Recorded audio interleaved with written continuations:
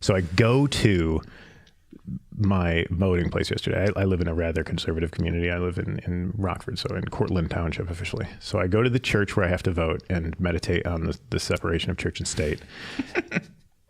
And it's very quiet, and it's very, very, like it's like church. And I walk in there, and there's just a part of me that just wants to go, is this the line where I vote for the legal marijuana? But because I have adulted enough, I managed to not do that. The hacker in me wanted to just disrupt and make chaos.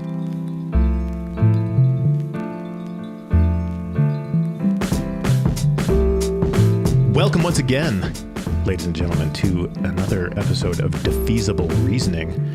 I am Professor Andrew Rozema, Director of the Grand Rapids Community College Center for Cybersecurity Studies and NSA-CNSS Certified Center of Academic Excellence, broadcasting to you live from the 43rd story of the Grand Rapids Center for Security Studies Media Center Division. That's a new one. I'm here today with Nicholas Consitas. A pleasure to have you here today, sir. Yeah, thank you for having me. You are totally welcome. And we like to start out sort of with your superhero origin story, the part where you got bit by the radioactive spider. You are currently the account specialist at K Group Companies. Could you tell me a little bit about what that means, a little bit about what K Group Company does, and then how'd you start down this road? Sure. How long do you have? We try and keep it under a half hour. All right. Well, yeah, I work for K Group Companies. It's a local IT business who's been around for about 38 years now. I started out in IT, in middle school, where my dad would bring home a computer and we loaded up with games. I just had a ton of, back then it was DOS games. So, Commander Keen, some of those things like that. The origin of the ID software company that brought you greats like Doom and Quake. Yes, was a lot of fun. Loved that. And from there, things made sense in the computer world. I was able to replace computer parts pretty easily, look up compatibility, played America's Armies over dial-up. We had good times, a lot of fun. Times. Yeah, a lot of people get started with games. But just a lot of tinkering, a lot of playing with hardware and software, and I like the puzzles, the mysteries, the putting stuff together, figuring it out, and it made a lot of sense to me. Now, you didn't just, a lot of people in this field, myself included, mostly, jumped right into the workforce, but you actually went to college and got a degree in IT. I know. You want to tell me a little bit about your experience at DU? Sure. Yeah, I went to Davenport University. I graduated from Byron Center Public Schools in 2006, and then spent the next 4 years at Davenport. I got a double major, biometric security and network security. And for the network security side, the way I explain it is I got to touch a little bit of everything. So I got to do some Cisco classes. I got to touch Microsoft servers. I got to, there were some specific security classes for a wide range of things. Did you get a little Pete Anderson action? Yep. So Pete Anderson, Grand Rapids Community College also became a Cisco Academy not too long ago. Okay. And Pete was Cisco Academies are a gang. They'd jump you in and they put you in a room full of hangry routers and beat you up with them. And Pete was the guy who got me in. Okay. Tony McCutcheon, maybe, for the server stuff a little bit. I don't know. Big fan of that program over there. Sure. And then the biometrics piece? Mm-hmm. Yeah. I learned C++, C# programming in those classes. And we also had some project management involved with that. So you go through these classes, you learn all about the biometrics and things like that. And really, if you want a job in it, at least at the time when I was going into the workforce, you needed to move to Houston, Texas or DC. And that really wasn't my goal in life. So the main things I pulled out of it is the programming and project management pieces of that. And, when you do the Cisco classes, you kind of have a specific focus of a certain technology, but a lot of those things that you learn carry over. Concepts apply to more than just Cisco. Yeah.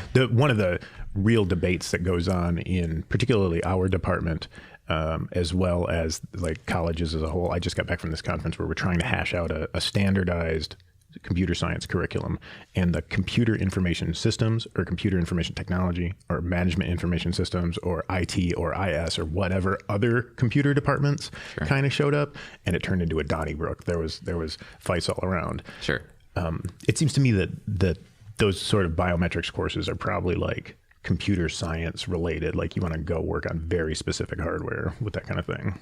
Could you explain, and Nick, just so you know, I'm here as the layperson. I'm very much involved in technology, of course, but I'm not a super hacker like both of you guys, which is what I assume you are. Okay. He assumes everybody is too. So biometrics, I think of facial recognition, like in Apple's new iPhone, how it can unlock based on it looking at your face, things like that. But what is biometrics exactly? Sure. Biometrics is using, when you're trying to identify someone, use it for either verification or authentication. You use something that they know, something that they are, or something that they have. And so biometrics utilizes the something that they are. So it could be vein recognition, fingerprint, facial, gait, where you measure how someone walks. And so there's a lot of different ways you can measure that. An example I'll give you is my capstone at Davenport was I wrote a facial recognition application, and it had a database, and within the application you would have a ranking or a score. So you'd enroll a user with a bunch of facial recognition profiles, and then when they walk up, you'd say on a range of 1 to 120, what does this picture, how exact is it with a picture in the database? And so you can actually fine tune it, say, I want it to be more strict, less strict. From there, you can, you can have programs monitor the database and say, oh yes, this is a successful match, open the door. And that's what I did is you'd walk up to the door and then it would open a door. Interesting. But much harder to find a job in that than network security, the network security piece of your education. Yeah. The network security jobs are in basically every business with a network, right? But biometrics is sort of that next level where you almost have to be designing very specific systems or the hardware on the back of your iPhone. I was talking with a person who worked for Ford a little while ago, and he was saying one of his projects, he was trying to implement fingerprint recognition across all of Ford, to get authentication into their laptops and stuff like that. And, when I was at Davenport, we had looked into case studies like that. And, there's a lot of problems you'll run into where, you really, if you're going to do that, you should standardize on a certain type of laptop, which raises costs to keep those things around, and certain types of the same software. And I mean, when you go to standardize something like that in an organization as big as someone like Ford or things like that, there's a lot of considerations you have to take into account that, it can get pretty pricey, and how much do you rely on the fingerprint recognition and those types of things? Yeah, and you run into problems of like false positive along with false negative, and it's probably better to have false negatives than false positives when you're doing the thing like unlocking a laptop and exposing the company's goodies. Yeah. So I like to ambush my guests with a couple of things that I've been thinking about recently. One of them is an email I got from the SANS Institute just last night. One of my side hustles is to mentor people through SANS curriculum. Sometimes, so like I did a thing with one of the healthcare providers here a couple of, I think like a year ago now. And that's a lot of fun. And it lets me teach information security principles and stuff at a different level. Sure. The email I got last night reads as follows. A large gathering of CIOs and technical CISOs reached consensus on the minimum set of capabilities college students should have or demonstrate in order to be cybersecurity job ready. One of the elements was tool mastery, having hands-on mastery of multiple applications of the most common relied upon tools, from Excel to Splunk. And I was wondering what their ask to us and to other IT security leaders around, who get the SANS email, was what do you think the 5 tools that were most valuable that people ask you to use, like right out of the gate as somebody kind of working in the IT/IS information security space? Man. I thought Excel was a surprising but good one. I know one of the SANS courses, I'm also in their postgraduate institute. And one of the like first labs they give you in, I want to say 501 was here's like this huge data dump of an incident in terms of packet capture. And like you can sort through the events in an Excel spreadsheet and kind of figure out what's going on. So like Excel's legit. Like you probably maybe should know how it works if you're going to do this. But I was wondering if you had anything else that like a tool that jumped out at you that would have been like, man, I wish somebody would have showed me this in college. Sure. Not that I'm revising curriculum today, but right. Food for thought. I thought you said you were. I'll just reinforce the Excel thing. You know, the amount of times I've gone over to help an admin with a VLOOKUP or different things like that is pretty amazing. Just to be able to poke over and help them out. Wireshark, I think, is a big one where if someone has the ability to monitor, capture traffic, and then review it, I think it raises the bar greatly on what someone can diagnose problems. I think that's huge for teaching introduction to networking, because Wireshark is a tool that lets you capture the things that are flying across the network in real time, so the packets that are on the network. But it also lets you dissect them in terms of the logical layers we think about on the network. So it lets you show, like, here's the Ethernet frame, and this is the IP packet, and then inside of that is the UDP datagram, and all of those letters don't mean a lot to a layperson, I'm sure, but it means that like you can seriously dissect and look at the zeros and ones of the stuff going on across the network. So it's hugely helpful in like, I try and pull it out in our Cisco One classes. We're trying to talk people through what the OSI model is, which is the Open Systems Interconnect model, which is like the 7-layer model that really doesn't apply to reality, versus the TCP/IP model that people actually use when they're talking about networks. Right. The other thing I wanted to kind of grill you on, other than Wireshark's awesome, is I want to say like a year ago, maybe, there was a Krebs article. Man, it's probably even been longer than that. It's probably been, I'm getting old. The years just fly by. It was a Krebs article about antivirus, and it was antivirus is dead, long live antivirus. And I haven't installed antivirus on a computer that I've personally run for a while now. And the reason I do that as a IT security nerd is that I think like Windows Defender is pretty good on Windows and about as crappy as all the rest. I think I've seen numbers to back that up. I know you have an ESET shirt on. So it seems like at some point you thought ESET was at least worth putting a shirt on about. And I'm wondering where you come down on that, what your experience has been on that.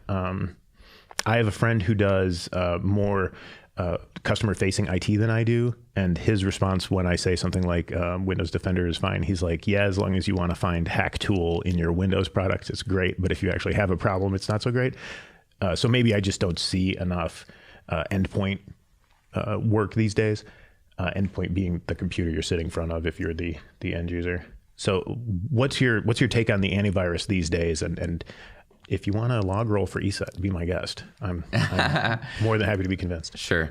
Well, yeah. With my approach to technology, I usually try to be a little bit more agnostic, where trying to get the tool in place that accomplishes the job. And take a stand, Nick. Come on, take a stand. I will. I'll get there. Just kidding. But kidding. I think that leaving a user unprotected is not the best route to go, an end user in an organization, a business. And I think that, if you look at AV comparison websites right now, which we keep an eye on those things regularly, Microsoft Security Essentials definitely is coming up. It is closing the gap on a lot of the third-party programs. And even if you've Steve Gibson, I don't know if you ever heard of Security Now podcast. Big fan. Yeah, shout out to Steve Gibson. Yeah, and Leo Laporte. Yeah, he definitely is a proponent of not having third-party software. His reasoning behind that is, you're adding extra software on your machine that could be that could make your machine more vulnerable.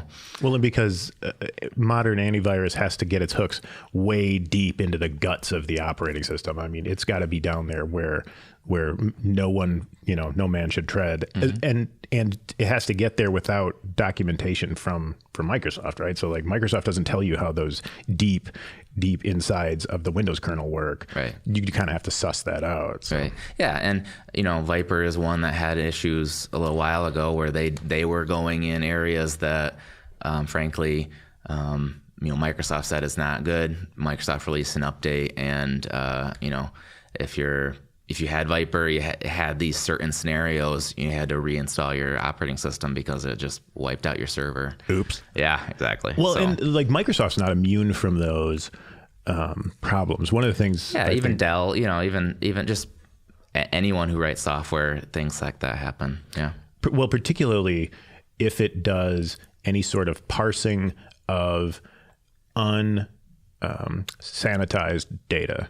So one of the things that application developers have to be very conscious of is like you cannot trust the evil users. They're going to put in whatever they want, and doubly true of antivirus. And Microsoft's had problems where the antivirus itself would be vulnerable to attack because the antivirus would scan everything. So it also has to be able to handle reading in everything without blowing up. And it seems like over the summer, maybe, that they had two pretty major problems with their antivirus software where it was susceptible to being blown up if it just scanned a file that was crafted in a particular way. If memory serves, like, I'm not a huge wizard on endpoint, but if memory serves, Microsoft just added sandboxing to their antivirus product, right? So that now if it blows up, it doesn't take the rest of the operating system with it. It just breaks the sandbox. Yeah. So we've partnered with ESET for, a number of years because, when we look at impact to machine, where CPU usage and effectiveness and the fact that they've been using AI detection, heuristics, not just looking at definitions, but actually like behavior of machine. When you look at a lot of these different things that they're doing, it's pretty leading edge. I forget the exact number, so don't quote me on this, but they have 30% of their business is on research and development. 30% of the people who work for them, and I think the number is like 700 employees or something like that. But, when a company puts that much forward thinking in research and development to stay ahead of the game, that's pretty positive. No, I'll write that down. We're going to Google that up. Thanks. Gotcha. John McAfee figured out that it would be cool to take like MD5 hashes of bad files and compare those MD5 hashes to the files on all your computers, like something like 20 years ago now. And the interesting thing that's going on in endpoint protection or antivirus these days is exactly that stuff you're talking about, like the comparing not the file itself, because I've got 6 different options I can click when I'm in Metasploit that'll let me make a virus of different flavors that will trick your antivirus, but what the file does when you run it. And that's where the AI and the machine learning, and next generation, next gen stuff takes place. Yeah, and it's just one piece of a security plan. You have security's like onion, and you have lots of layers, and so like an ogre. Exactly, like an ogre. Yes. Is that what you do for K Group specifically? Is develop security plans for clients? Yep, that is one thing that we do. Okay. Yep. So yeah. We sit down in the business and go through what they where they're at now, and then try to figure out how we can get them, to a better place. Not only, some big businesses are still on paper, so we can sit down with them and help them get to a, maybe electronic. Be like, stay there. Yeah. Don't ever change. More secure. Mm-hmm. Or that, or maybe their security is missing some things, and we can get them put in preventative measures to avoid CryptoLocker, a lot of these other things that are so prevalent nowadays. If your experience is anything like my consulting experience, sometimes security in a small or medium business is just not a thing. It doesn't exist. Well, yeah, you got their brother in their basement doing it for them, and they have free AVG on all their machines. Which Joe, the computer guy, shows up every Friday after he gets done with his day job. Yeah. Can be a little scary. All right. Well, Nick, thank you very much for stopping by. All right, you heard it here first, folks. Mash that like and subscribe button. Leave a comment down below. Oh, is this going on YouTube? Wait a second. Have you suddenly become a YouTuber? I'm not screaming yet, so obviously I'm not. Yeah, or crying in an apology video. Right. Leave John McAfee alone.